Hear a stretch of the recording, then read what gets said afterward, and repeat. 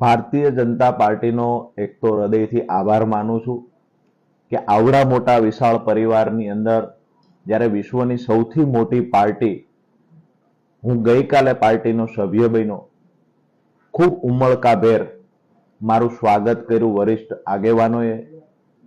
ખાસ કરીને ભારતીય જનતા પાર્ટી તરફથી આજે મૂળી 2 જિલ્લા પંચાયતના ઉમેદવાર તરીકે મારી પસંદગી થઈ છે, ત્યારે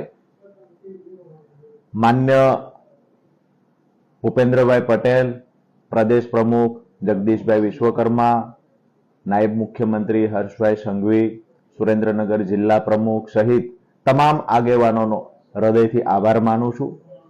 આવનાર સમયમાં મજબૂતાઈથી જિલ્લા પંચાયત બનાવી શકાય એના માટે તમામ પ્રયત્ન કરશું અને ખૂબ સારી એવી લીડથી વિજય બનીને આવીશું. કયા મુદ્દા ધ્યાને રહેશે પ્રચાર દરમિયાન?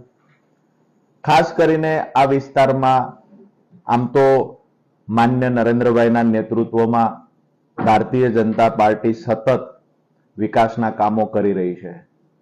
દરેક ઘર સુધી, દરેક ખેતર સુધી વિકાસના કામ પહોંચાડવાના ભારતીય જનતા પાર્ટીને ગુજરાત સરકાર દ્વારા પણ કરવામાં આવ્યા છે.